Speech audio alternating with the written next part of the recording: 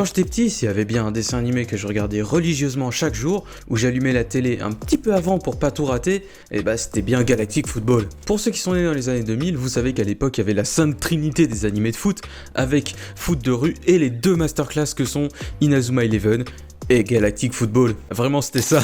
La série a 3 saisons et grosso merdo c'est du foot dans l'espace avec des aliens. Bon, vous remarquerez que le nom est accurate. La série est française, elle a été diffusée du 27 juin 2006 J'avais 1 an et demi. au 1er mars 2011. Là j'avais 6 ans et demi. Bref, salut, c'est le FNR et aujourd'hui on va parler de cette série. Bon, pour ceux qui se souviennent pas bien, c'est-à-dire sûrement à peu près tout le monde, je vais résumer vite fait la série avec des vannes pas terribles et ensuite on va répondre à la fatidique question: est-ce que en fait c'était si bien que ça? Oui. À savoir que je vais parler que de la saison 1, dites-moi si la suite vous intéresse, je la ferai probablement en une seule fois d'ailleurs.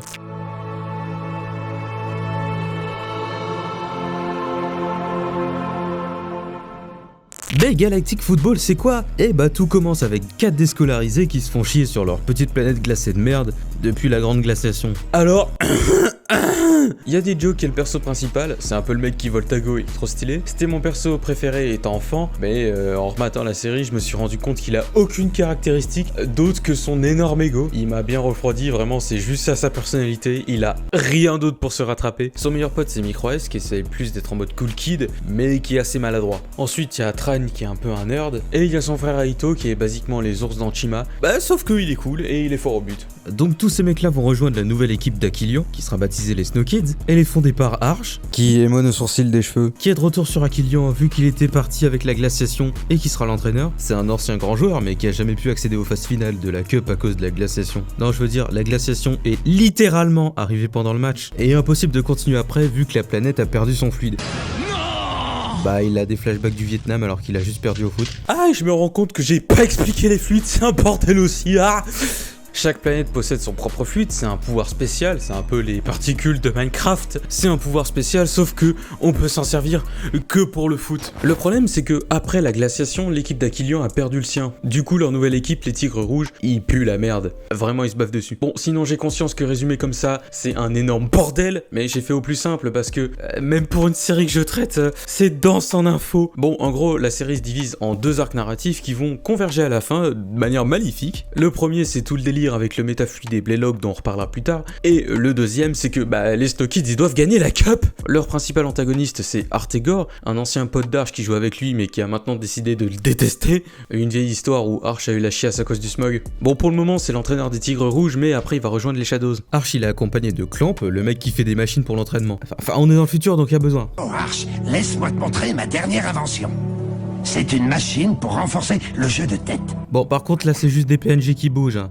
C'est pas une machine, hein, c'est un hologramme, je sais pas, mais c'est une animation en 2 frames. Tu t'es trompé genre dans les définitions. Genre, il sait même pas ce que c'est qu'une machine, il est sénile. À 2, ils organisent des présélections pour trouver des joueurs à son équipe. Et oui, quand les joueurs sont sur le terrain. Et pour quelques autres plans, ils passent en 3D, c'est trop stylé. Et c'est surtout moins chiant animé, mais la série est belle, même en 360p, même si les parties 2D ont un peu vieilli, surtout quand les personnages sont loin. Bon, par contre niveau son, autant il y a des musiques iconiques, autant musique du futur.mp3, à chaque fois qu'ils s'entraînent dans leur machine, là, l'Odo Trainer, ça me donne envie de péter mon crâne. Parmi les sélectionnés, il y a Sined, qui est trop cool. Il est trop sombre et ténébreux. Ses parents sont morts pendant la guerre des fluides. Et c'est l'ennemi des 4 Desco là qui ont aussi rejoint l'équipe. Genre là, par exemple, il leur a volé des tickets qu'ils étaient censés vendre au marché noir. Ouais, j'ai pas compris. Il y a aussi Rocket, le neveu de Arch, qui sera capitaine. Alors il a plus un profil de passeur qui comprend le jeu et qui est super précis. Aussi en coup de pied arrêté. Enfin, il a été nommé capitaine pour une idée random que personne n'a écouté. Il y a Mei qui est... une meuf. Ah oui non, si après sur les conseils de sa mère, elle se met avec D-Joke pour manipuler son pote et finalement avoir le poste d'attaquant. De toute façon la défense c'est pour les nuls. Tous les vrais héros de shonen sont en attaque. Demande à Inazuma Eleven, tout le monde est en attaque dans cette putain de série.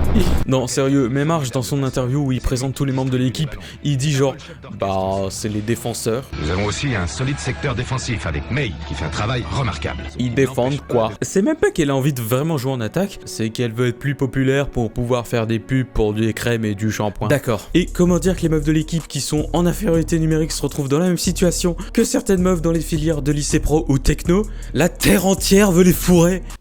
Dur d'être une meuf. Ah, et l'autre meuf de l'équipe c'est Tia, elle sort de nulle part et elle est giga forte sans raison. Genre tranquille, elle a le souffle à calor fluide, alors qu'il est censé avoir disparu. Arrête de flex avec ta vieille tête. En plus, après, c'est la pire joueuse de l'équipe. En fait, elle s'est enfuie de chez ses parents pour faire les tests et son vaisseau a failli s'écraser sur Rocket. Elle est trop jeune pour avoir le permis, je crois. T'inquiète pas.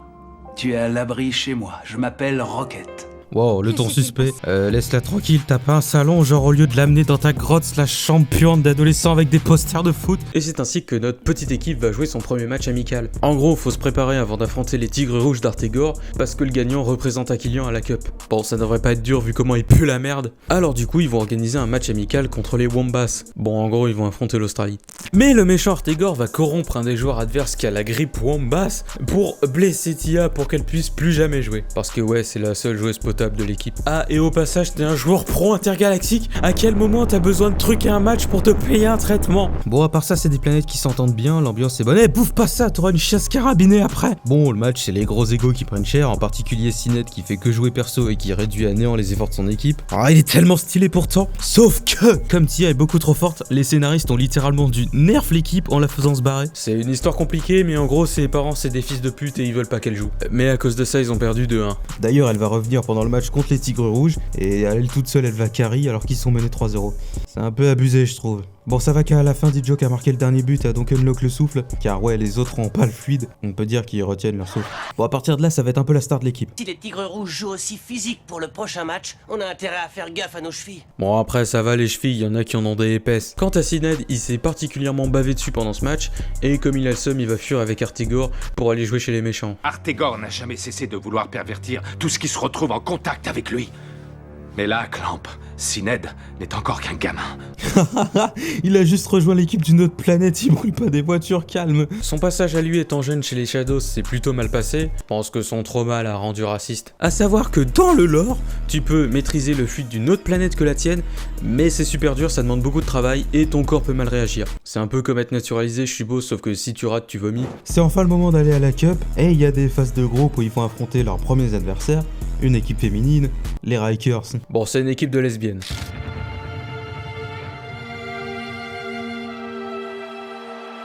Qu'est-ce que je disais? Elles ont l'air trop sympas, comme leur planète. C'est quoi cette odeur? C'est la pollution du Nadar. Ça risque de vous gêner un peu pour respirer. Bah, pas vraiment, c'est juste que t'auras un cancer après, quoi. Non mais d'un côté, c'est un peu triste. Il y a vraiment une vibe bizarre cet épisode. Bon, le match était assez catastrophique à cause des mésententes dans l'équipe, ce qui est plutôt cool à voir, il faut qu'ils apprennent à jouer ensemble. Bon, c'est quand même pour des conneries, ils ont découvert que leur capitaine était le neveu de l'entraîneur, et c'est toujours la meuf qui manipule tout le monde pour faire des pubs de parfum ou whatever. Heureusement, le match retour va mieux se passer, ils vont gagner et toute l'équipe va s'éveiller au souffle. Ils vont bien gérer, mais la gardienne Riker va carry son équipe avec son renvoi giga fort de bourrin là, qui va lancer la team en contre, alors que les gentils dominent. Non, franchement, elles ont pas d'âme. Quand tu regardes mes yeux, tu vois quoi? Finalement, nos héros vont s'imposer sur une séquence de fin hyper bien réalisée avec le décompte et tout là. Rien de bien original, mais une fois de plus, je trouve ce passage super bien réalisé. Voilà, allez le voir, c'est l'épisode 9. J'en parle pendant que je vous le montre, comme ça je reste monétisé, Inch'Allah. Inch'Allah. J'en profite pour remplacer une au bruitage et au trail sonore de la série qui a vraiment pas mal vieilli, vraiment nickel, en mode futuristique là. Non mais prêtez une oreille et écoutez-moi le nombre de sons d'ambiance qu'il y a en arrière-plan à chaque fois.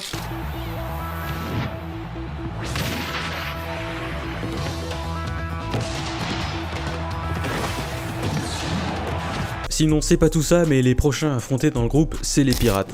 Y'a les pirates! L'équipe est trop cool, c'est des putains de pirates qui affrontent la technoïde. Bon, en gros, c'est des rebelles qui luttent contre l'entreprise dystopique du futur des méchants qui règnent sur la moitié de la galaxie. Bon, c'est un peu des clochards qui volent du cuivre, mais je trouve qu'ils sont trop cool, surtout leur attaquant. Ce mec est beaucoup trop cool. Et oui, ils ont pas de fluide, c'est un peuple qui s'est formé autour du vol et de la contrebande, mais leur équipe est quand même potable, et rien que pour ça, ils sont trop forts. Non mais quand tu vois certains trucs que le fluide permet de faire, t'as des pélos, ils tapent des sauts de 30 mètres, des pélos qui te paralysent avec un cri, qui se TP comme des putains d'Underman. Et eux ils ont rien et ils leur tiennent tête. Bon, ils ont fini dernier de leur groupe, mais ils s'en sont bien sortis. Par rapport par exemple aux Tigres Rouges qui ont pas de fluide non plus et qui se bavent dessus. Et le pire c'est qu'ils ont bel et bien une immunité sur le terrain, mais que dès qu'ils sortent ils sont recherchés. Mais non, je ne rêve pas. C'est hallucinant, incroyable. Sur quelle invention les pirates ont-ils encore mis la main? Let's go! Ils en ont rien à foutre d'avoir perdu, ils se cassent et retournent en cavale. Ils arrivent à être trop stylés alors qu'ils perdent à chaque fois. Ah, joli geste, belle preuve de fair play de la part des pirates. C'est sûr que ce n'est pas chez les Rikers qu'on verrait ça. Et voilà, elle est trop cool cette équipe. La morale, c'est qu'il faut pas être une lesbienne féministe. J'ai des problèmes. En tout cas, c'est trop cool de leur part, sachant qu'ils se font fourrer par les Snow Kids littéralement à chaque match. C'est des larges victoires, mais il y a quand même 2-3 trucs intéressants dont je voudrais parler. Alors déjà, le lore des pirates est trop cool. Ils jouent dans un stade secret. J'avais jamais vu cet épisode et je suis trop content parce que j'étais déjà super fan des pirates à l'époque. Ensuite, c'est trop dommage, mais ils ont perdu avant la fin du match parce que la technoïde est arrivée. Quand ils pensent, ils ont l'immunité chez les autres, mais la technoïde apparemment peut venir à tout moment les attaquer quand ils jouent à domicile. C'est triste en vrai. Ensuite, lors du match retour, la série exagère pas pendant 10 000 ans avec du suspense qui sert à rien alors que les héros sont clairement au-dessus. C'est clairement plus réaliste que certaines autres séries de foot. N'est-ce pas, Marc? Et des fois, ça fait juste plaisir de voir ton équipe dominer et bien jouer. Comme à chaque fois que je regarde Lens, par exemple. Donc ils nous en mettent plein la vue pendant quelques secondes et après l'intrigue passe à autre chose. L'intrigue passe au truc du métafluide, là. Alors... Clamp, le collègue de Arch qui fait des trucs de méchants avec de la musique mystérieuse, était à l'ancienne un scientifique qui, avec Sonny Blackbones, le chef des pirates, avait créé le premier fluide de synthèse, genre un fluide pas naturel, le métafluide. Et je réalise que je vous ai pas parlé de Sonny Blackbones. Alors qui c'est? Rappelons que la Petit tête de indice. Sonny Blackbone, le chef des pirates, est toujours mise à prix 2 Ouais. millions de crédits standards. Pour une galaxie plus belle, aider la technoïde. Ce mec est trop cool. Il lui arrive des tonnes de péripéties dans la série et à chaque fois il s'en sort, le tour en étant incroyablement stylé. Le truc, c'est que quand il a créé le fluide, un général de la technoïde, Blaylock, a essayé de s'en emparer. Ils se sont bavés dessus et c'est ça qui a créé la glaciation d'Aquilian. Le souffle a disparu sauf chez les Snow Kids car ils ont le métafluide en eux. Et le méchant de la partie métafluide du scénar, du coup c'est Blaylock qui veut récupérer le métafluide pour supprimer les autres fluides et dominer le monde. Bon, c'est un bordel. Retenez juste que lui, il a été forcé de travailler en secret pour Blaylock en extrayant le métafluide du corps des Snow Kids et que lui, il est beaucoup trop stylé, putain. D'ailleurs, je le trouve beaucoup trop stylé pour que sa seule origin story c'est été scientifique. Mais là, il est encore en train de s'en sortir miraculeusement grâce à l'aide de Micro Ice qui va repartir avec lui. Vous m'avez bien dit que votre vaisseau vous attendait de l'autre côté d'Aquilian, c'est bien ça? T'es au courant qu'Aquilian c'est littéralement une planète? Ça risque d'être un petit peu lent. Ouais, non, à force que May manipule tout le monde, il s'est brouillé avec son meilleur pote D-Joke, et maintenant qu'il est avec Sonny, le chef des pirates, il veut rester pour devenir un pirate. Et il va découvrir que la vie de pirate, c'est pas fou. Ce qui fait qu'il sera pas là pour le match contre les Shadows, et comme ce débile de Arch a pas de remplaçant, il va jouer avec un clone, qui est littéralement un point mort pour l'équipe. C'est la surprise du jour. May est en attaque. Une décision que Arch a dû prendre suite au départ de Micro Ice. Il La a pas fédération votre lui a temps, il fait la vaisselle. Bon, il a fini par revenir et arrêter d'être débile pour jouer le match retour chez les Shadows. Bon, je pense qu'à la base, il avait peur de jouer contre eux. Et tu vois que c'est pas du tout les méchants. Ouais, c'est sympa, hein. Avec l'orgue en fond, ça me fume. C'est arrivé. Ouais, je pense que c'est les méchants. Avec le mec trop sombre là. J'aime trop son personnage de Dark Sasuke frustré à la Anakin qui tryhard, mais jamais reconnu à sa juste valeur. C'était très à la mode dans les années 2000, ce genre de truc. Dommage qu'on voit plus ça. Mais oui, bien sûr. Je sais pourquoi tu es revenu. C'est parce que tu n'as pas eu ta dose de défaite comme les autres. D'un autre côté, tes coéquipiers préféreraient peut-être continuer à jouer sans toi. Entre le clone et toi, tout le monde sait qui est le meilleur des deux. Ouais, enfin reste tranquille, tu te bavais tellement dessus chez Snow Kids que t'as dû changer d'équipe.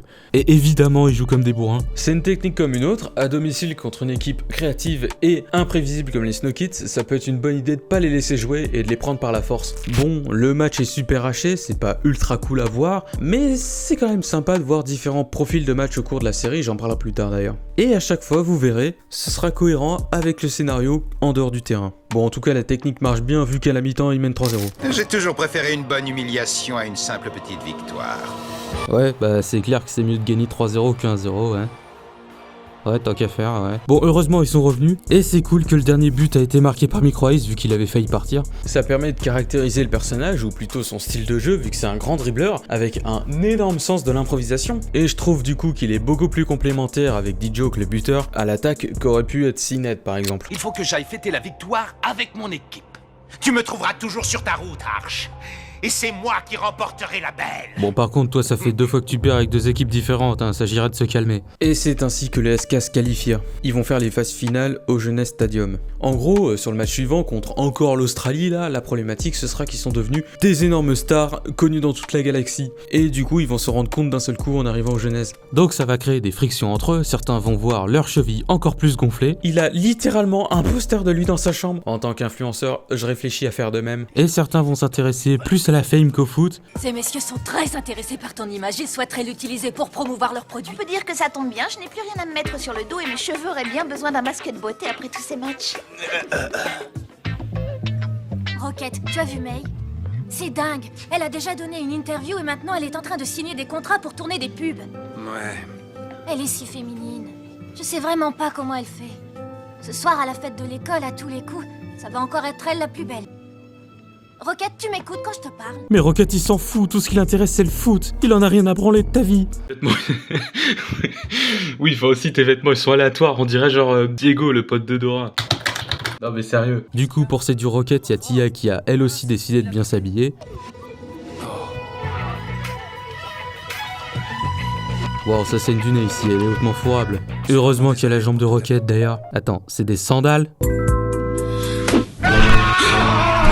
Après ces moult distractions et tourments de la vie de star, ils perdent 2-0 à la mi-temps. Écoutez-moi, calmez-vous et jouez collectif, d'accord? Je ne veux plus voir personne jouer perso, c'est bien compris? On fout furieux, la reste tranquille! Bon, après tout ça, ils ont quand même gagné et leurs prochains adversaires, c'est les Lightnings, les grands favoris et tenants du titre. Contrairement au match d'avant, ils sont plus trop favoris. Et puis dit Joe que le joueur vedette des Snow Kids m'a paru totalement transparent, voire carrément inexistant lors de ce 8e de finale. Sans compter que leur numéro 7, la délicieuse May... Délicieuse. Wow, calme. Et pour sauver l'ego de D-Joke, il y a son idole Warren, la star des Lightnings, qui est venu lui parler. En gros, c'est un ancien à l'époque. Il arrive même à avoir une calvitie alors que son espèce a pas de cheveux. Et encore une fois, la physionomie du match va être très différente. Les deux équipes vont blinder la défense et le match va être très fermé. Les SK vont finalement gagner au tir au but parce que leur gardien est trop fort. Et il y a un dernier tir où D-Joke finit son arc de rédemption avec l'ego. L'important dans tout ça, c'est le jeu, D-Joke. Ouais, enfin, il y a pas de jeu là, c'est le coup de pied arrêté. Le match d'après, la demi, c'est contre les robots de la Technoïde. Dans mon souvenir, c'est vraiment une équipe à chier, ils vont les défoncer, je crois.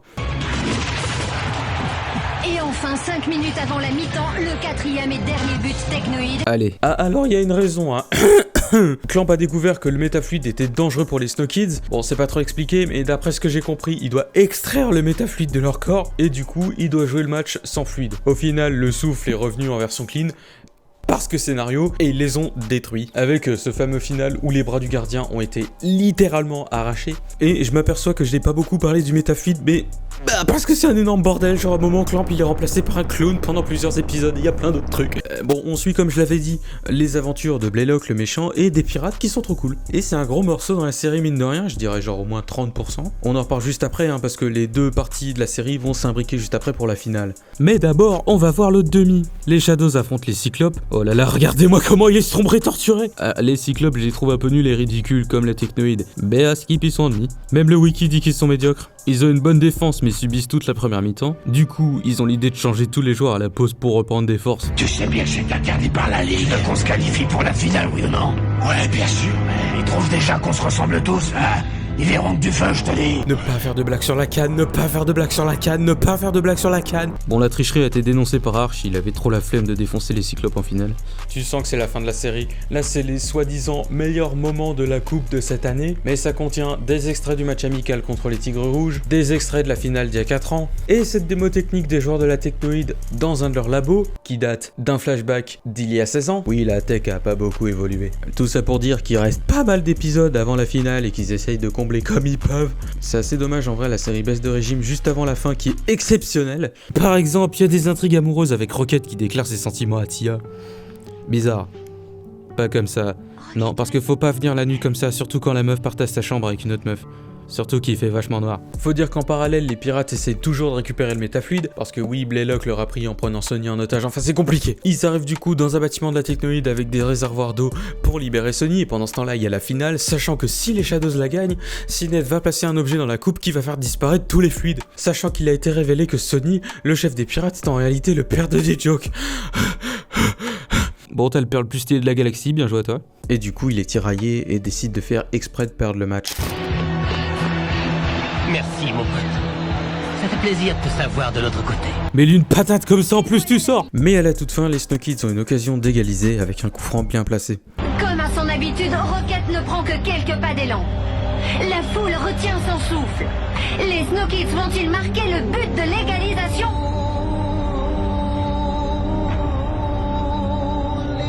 Oh mon dieu, mais c'est trop bien fait. C'est exactement la même scène que quand Aquilion perd contre les Shadows le jour de la grande glaciation. C'est trop bien. C'est parfaitement les mêmes commentaires mot pour mot et tout. Le suspense est à son comblé. Oh mon dieu.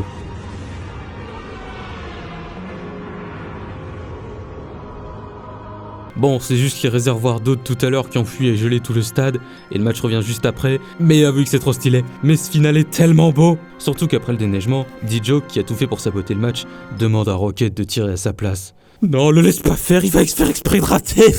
La vidéo va sûrement être démonétisée, mais je suis obligé de laisser ce passage. Oh non, on dirait que D-Joke a Je vais complètement sûrement dévissé rester sa devant, je phrase. pense. Non, Du coup. ça ne peut pas se terminer comme ça. D-Joke, non. Cette fois, c'est définitivement fini pour les Snokies. Mais attendez, c'est incroyable. Le ballon semble changer de direction.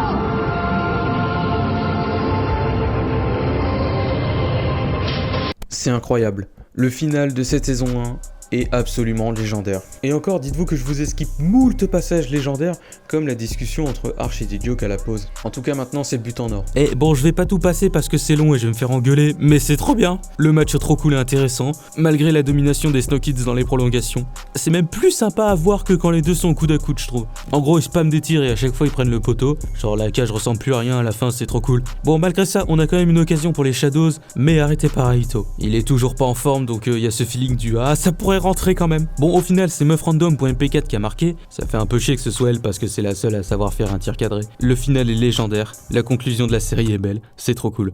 Waouh, bon comme j'ai dit 1000 fois, la série était absolument légendaire, mais malgré tout je dois poser la question que j'ai posée aussi la dernière fois. Mais dis-moi le FNR, est-ce que la série a bien vieilli et était si bien que ça? La série est assez belle, même si les parties en 2D ont un peu mal vieilli. Bon, il y en a même pas là. Là, mal vieilli. Bougez, non? Ils sont paralysés en 144p. Et il y a ce fameux syndrome du prévu pour des écrans de merde, donc quand les persos sont loin... Genre là ils se sont dit ouais c'est loin donc ça va on fait ça à l'arrache. Mais sauf que non, moi je vois tout, moi faut pas me la faire. En revanche quand ils jouent c'est toujours beau vu que les graphismes sont assez simples de base, ça a pas trop mal vieilli. Et c'est assez sympa de les voir jouer, c'est fluide et tout. Avec de l'attention portée aux détails, genre la caméra qui tremble en même temps que les buts. Il y a vraiment une vraie DA dans cette série, c'est impressionnant. D'ailleurs j'aime aussi qu'en plus de la couleur, chaque fluide a une vraie texture super reconnaissable et cohérente, avec justement la DA de l'équipe et leur pouvoir. Bon c'est autre chose que Inazuma Eleven par exemple qui des fois fait vraiment anime japonaise pas cher. C'est le savoir-faire français. Bon comme j'ai dit au début j'ai adoré cette série et Inazuma Eleven qui faisait la même chose en même temps. Je suis un énorme fan de Inazuma Eleven, ceux qui écoutent ma musique de merde le savent. Mais si Inazuma Eleven a encore une giga fanbase active aujourd'hui, je vais faire une vidéo dessus pour faire plein de vues. C'est moins le cas de Galactic Football. Même s'il y a pas mal de mobilisation pour une saison 4, il y a eu une pétition et tout, et ils ont pu parler avec le studio. Ce que je veux dire, c'est que, même si la série est plus ou moins tombée dans l'oubli, pour ça que j'ai recyclé mon titre, je trouve qu'ils avaient les armes pour concurrencer Inazuma Eleven, et qu'ils font même mieux sur certains points. Oui, j'insiste beaucoup parce que c'était mes 2 dessins animés préférés, et je reste sur mon opinion. Après, franchement, je sais pas lequel est le mieux. Galactic Football, c'est surtout une série mieux écrite, moins répétitive. Elle aborde beaucoup plus de sujets comme le traitement médiatique des joueurs, leur vie privée, avec des intrigues amoureuses, de la trahison, de la manipulation. Voilà, l'équipe se forme et apprend à cohabiter ensemble. C'est une série pour enfants, mais il n'y a pas le tout le monde il est content, tout le monde il est extraverti grâce au pouvoir de l'amitié. N'est-ce pas, Marc? Ouais, Inazuma Eleven souffre de son côté shonen, je trouve. Il y a aussi mine de rien un début d'aspect géopolitique, ouais, et une grosse partie action en dehors du foot. La série est super riche par rapport à Inazuma Eleven de ce côté-là. Et le pire c'est que l'univers, le lore de la série, est presque aussi bien que celui d'Inazuma Eleven, qui est, je trouve, le gros point fort d'Inazuma. Je pense même que si on prend juste les saisons 1, ils sont un petit peu au-dessus. Ah, et niveau graphique, par contre, ils mettent une distance à Inazuma Eleven, alors que c'est plus vieux. Non, là, sérieux, c'est violent. Bon, c'est surtout la 3D qui fait ça en vrai. En 2D, c'est pas toujours glorieux non plus, genre la D-Joke, c'est une feuille A4. Alors que dans cette série-là, les scores sont plus réalistes, les matchs aussi. T'es pas obligé à chaque fois d'encaisser le premier but et de faire une remontada à la fin pour qu'il y ait de l'enjeu. N'importe quel pélo qui a déjà vu du foot te dira qu'il y a des matchs qui se sont finis en 3-0 et qui étaient super cool à voir. Bon, par contre, pour le 3e membre de la triade foot de rue, je m'en souviens pas du tout, et dans mon souvenir, c'était vraiment pas ouf. Ah, et si vous avez des idées de séries dont je pourrais parler, n'hésitez pas, hein. Et je serais aussi curieux de savoir si vous voulez que je fasse d'autres vidéos en dehors de ce sujet-là, parce que si vous regardez ma chaîne à la base, il y avait vraiment pas de thème. J'ai aussi une chaîne secondaire et un Discord si vous voulez me parler. Vous savez ce qu'il vous reste à faire, allez vulgairement, allez regarder la saison 2 avant que je fasse une vidéo dessus. Salut. In my home, Saddam Hussein, that's the Draco type of wet. See that chopper blue flame, walk down right on foot. Sleazy got a new stain. Couple cops died in my hood, I got a new